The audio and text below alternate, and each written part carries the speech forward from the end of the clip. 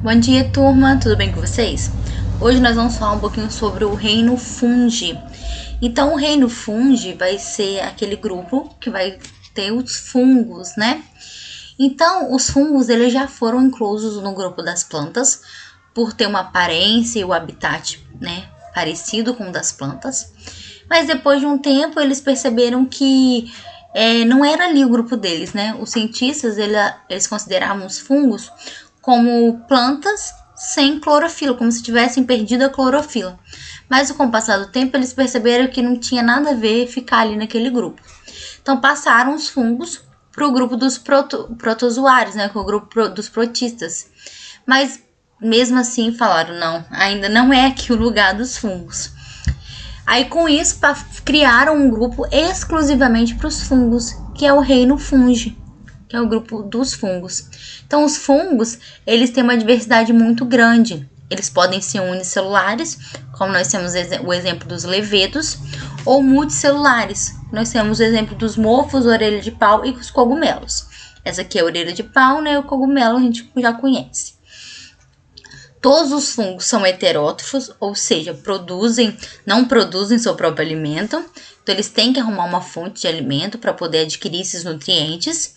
E todas as suas células são eucarióticas. O que é isso? É aquela célula que tem um núcleo delimitando, né, separando o material genético do resto do citoplasma. Então, os fungos, os fungos multicelulares, como os cogumelos, eles têm células que são unidas, são ligadas umas às outras e elas formam filamentos entrelaçados que a gente chama de hifas. Isso aqui são as hifas, como se fosse a raiz desse fungo. E o conjunto dessas hifas forma o que a gente conhece como micélio.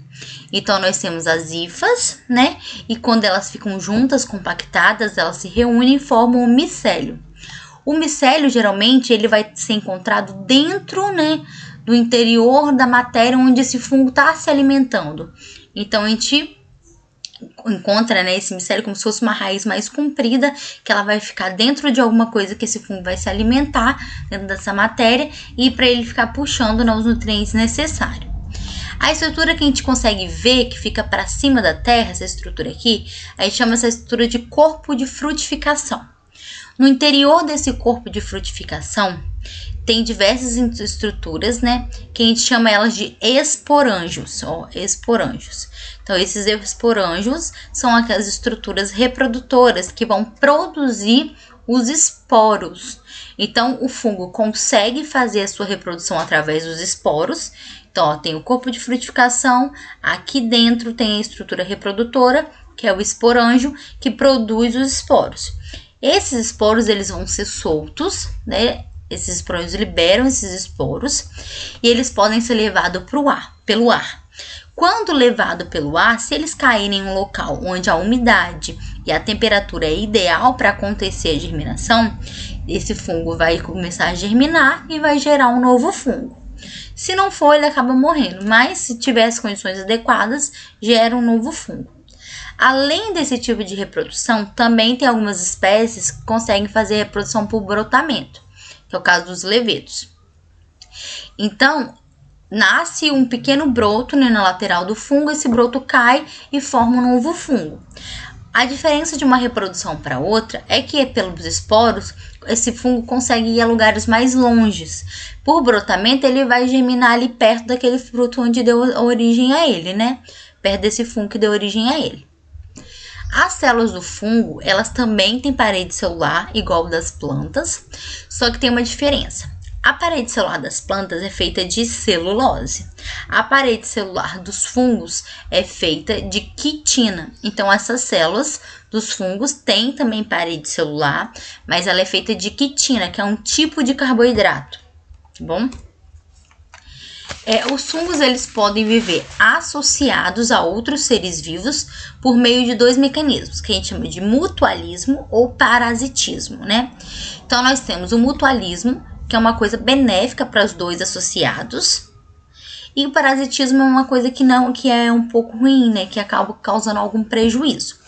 Então, nos mutualismos, nós temos associação entre raízes de plantas e fungos, que formam as micorrizas. Essas micorrizas aumentam a capacidade de absorção de nutrientes e minerais do solo pelas raízes. Então, é um efeito benéfico tanto para os fungos quanto para a raiz dessas plantas. Por quê? Os fungos, eles precisam de nutrientes que eles não conseguem absorver. Então, a planta faz a fotossíntese. Através dessa fotossíntese, ela fornece nutrientes para o fungo, para ele sobreviver e se multiplicar. E, ao mesmo tempo, os fungos conseguem absorver mais água e minerais do solo e eles transferem uma parte disso para as plantas. Então, assim, tem um mutualismo, que é uma ação, uma relação harmônica, uma relação benéfica para os dois seres que estão associados, as raízes e os fungos. Outro exemplo que nós temos são os líquens. Ele vai ser formado por fungos e algas ou por fungos e cianobactérias. Então, os líquens, essas algas e esses fungos, eles não conseguem ficar separados nessa formação dos líquens. Eles precisam viver juntos porque um vai ajudar o outro.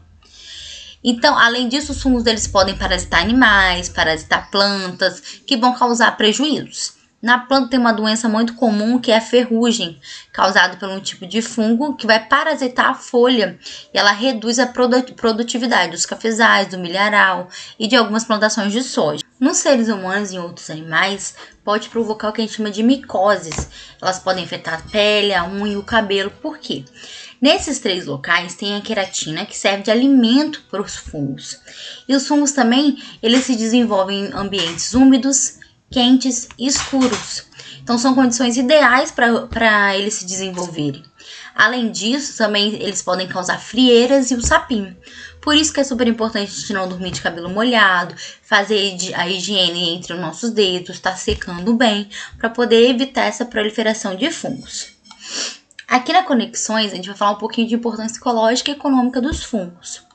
Então, assim como as bactérias, os fungos também são muito importantes na relação de decomposição.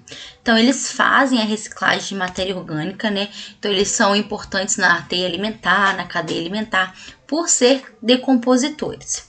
Além disso, eles têm uma importância econômica grande, por servirem de alimento, como o champignon e o shiitake, que são os 2 mais usados, né, na indústria alimentícia. Também são utilizados na indústria farmacêutica e também na produção de vinhos, de queijo, de pães, de bebidas. Aqui nós temos o champignon e o shiitake. Tá falando um pouquinho sobre os fermentos biológicos que são usados na produção de pães e de vinhos, né, que são as leveduras. Eles quebram o açúcar, produzindo álcool e gás carbônico. Com a alta temperatura, o álcool vai evaporar e o gás carbônico vai fazer a massa crescer, né? Vai fazer a massa do pão crescer. Aqui nós temos 2 exemplos de queijo, o Roquefort e o Camembert. Então, no queijo Roquefort é usado um fungo do gênero Penicillium roquefort, que ele é misturado no leite de ovelha e dá esse aspecto, né, desses pretinhos, né? E isso faz o sabor do queijo mudar totalmente. O queijo gorgonzola é também utilizado o mesmo fungo, só que no leite de vaca.